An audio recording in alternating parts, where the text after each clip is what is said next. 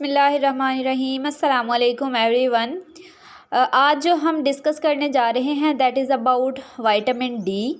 Vitamin D जो है वो हमारे पास एक बहुत ही इम्पोर्टेंट विटामिन है। जैसे हमारे पास 6 इम्पोर्टेंट विटामिन्स होते हैं, तो सबसे जो हमारे पास इम्पोर्टेंट विटामिन है वो है विटामिन डी। ठीक है, विटामिन डी की एक्टिव फॉर्म की बात करें तो हमारे पास 125 डाई हाइड्रोक्सी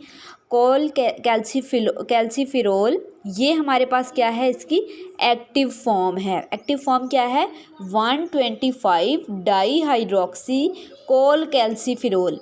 ठीक है, ये हमारे पास विटामिन डी की एक्टिव फॉर्म है। इसके मेटाबॉलिज्म की बात करें जो कि बहुत इम्पोर्टेंट है। ठीक है, 3 तरह से हम इसके मेटाबॉलिज्म की बात करेंगे, स्किन में, लिवर में और किडनी में, कि किस तरह से कैल्सीफिरोल से 125 डाई हाइड्रोक्सी कैल्सीफिरोल बनता है। ठीक है, तो स्किन की बात करें तो सबसे पहले जो स्किन है उसके अंदर कोलेस्ट्रॉल का जो चल रहा होता है प्रोसेस, उसमें एक इंटरमीडिएट है 7D हाइड्रो कोलेस्ट्रॉल। ठीक है, 7D हाइड्रो कोलेस्ट्रॉल जो है वो उसके ऊपर स्किन में यूवी लाइट जब पड़ती है तो वो किस में चेंज हो जाता है, कैल्सीफिरोल में। ठीक है, कैल्सीफिरोल में चेंज हो जाता है। जब ये कैल्सीफिरोल स्किन से एब्जॉर्ब होने के बाद लीवर में पहुंचता है तो वहां से एक एंजाइम 25 हाइड्रोक्सिलेज, ठीक है, इसकी मदद से किस में चेंज हो जाता है, 25 हाइड्रोक्सी कैल्सीफिरोल में। ठीक है, पहले ये किस में चेंज हुआ, कैल्सीफिरोल में, फिर किस में चेंज हुआ, हाइड्रोक्सी कैल्सीफिरोल में। किस एंजाइम की मदद से, 25 हाइड्रोक्सिलेज की मदद से। फिर उसके बाद जो है वो किडनी में क्या होता है, हमारे पास जो 25 हाइड्रोक्सी कैल्सीफिरोल बना था वो एक एंजाइम 1 हाइड्रोक्सिलेज की मदद से किस में चेंज हो जाएगा, 125 डाई हाइड्रोक्सी कैल्सीफिरोल में। ठीक है, तो यहाँ पे हमारे पास फाइनल प्रोडक्ट क्या बन चुका है, अब 125 डाई हाइड्रोक्सी कैल्सीफिरोल किडनी में जाके ये बन गया है। ठीक है, तो अब इसके फंक्शन, ये इसकी किसकी एक्टिव फॉर्म है, विटामिन डी की एक्टिव फॉर्म है। ठीक है, अब इसके फंक्शंस की बात करें तो सबसे पहला है increasing Uptake of calcium bye intestine.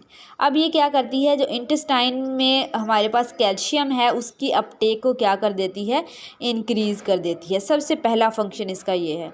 ठीक है, उसके बाद minimize loss of calcium by kidney, intestine में जो है वो इंक्रीज़ कर देती है अपटेक को कैल्शियम की। ठीक है, और किडनी में क्या करती है, एक्सक्रीशन नहीं होने देती। ठीक है, हमारे पास जो है वो जो विटामिन डी है या 125 डाई हाइड्रोक्सी कैल्सीफिरोल है वो क्या करता है, वो किडनी में उसकी एक्सक्रीशन नहीं होने देती, उसका जो लॉस होता है उसको कम से कम कर देती है। ठीक है, किडनी में इसका लॉस क्या हो जाता है, कम से कम हो जाता है, एक्सक्रीशन कम होती है बल्कि क्या होती है, रीअब्जॉर्प्शन होना शुरू हो जाती है।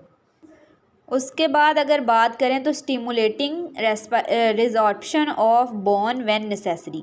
ठीक है, यहाँ पे हमारे पास क्या होता है, जब ब्लड में जो है वो कम हो जाता है कैल्शियम का लेवल।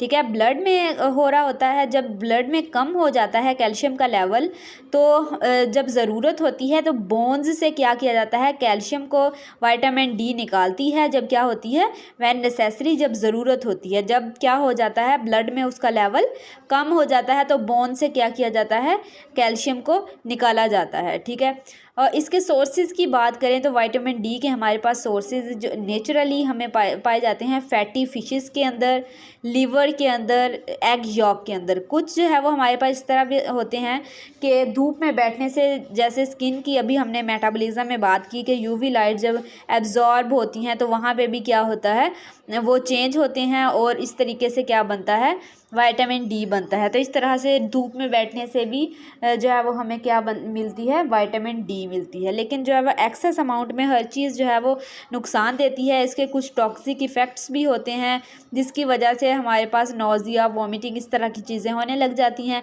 ठीक है, अगर जो है वो एक्सेस अमाउंट में बनना शुरू हो जाए विटामिन डी। ठीक है, और इस तरह से ये लीवर, एग यॉक वगैरह से हासिल किया जा सकता है विटामिन डी। इसकी डेफिशिएंसीज़ की बात करें करें तो विटामिन डी जो है वो अगर डेफिशिएंसी हो गई है, कमी हो गई है, तो बच्चों में एक जो है वो बीमारी होगी चिल्ड्रंस के अंदर, रिकेट्स की, ठीक है, रिकेट्स कहेंगे। और बड़ों में क्या कहेंगे, ओस्टियोमेलेशिया, ठीक है। रिकेट्स जो है वो बोन्स क्या हो जाती हैं, सॉफ्ट हो जाती हैं बच्चों की, ज़्यादातर जो है वो टांगों की जो हड्डियां हैं वो क्या होती हैं, कमज़ोर होना शुरू हो जाती हैं, ठीक है, रिकेट्स में। तो वो विटामिन डी की कमी की वजह से होता है। और बड़ों में ओस्टियोमेलेशिया हो जाता है एडल्ट्स के अंदर, यानी डीमिनरलाइजेशन हो जाती है बोन्स की, जो पहले से मौजूद बोन्स हैं वो हो जाती हैं, उनके फ्रैक्चर होने का जल्दी से, छोटी सी चोट पे वो क्या हो जाती हैं, फ्रैक्चर हो जाती हैं, क्योंकि उनमें किस चीज़ की कमी होती है, विटामिन डी की कमी होती है। तो बच्चों में क्या होती है, रिकेट्स की बीमारी होती है, और बड़ों में क्या होती है, ओस्टियोमेलेशिया, ठीक है। तो ये हमारा आज का टॉपिक था विटामिन डी के बारे में। होप सो आप लोगों को क्लियर हो गया होगा। कोई भी क्वेश्चन हो तो आप कमेंट सेक्शन में पूछ सकते हैं। अल्लाह हाफिज़।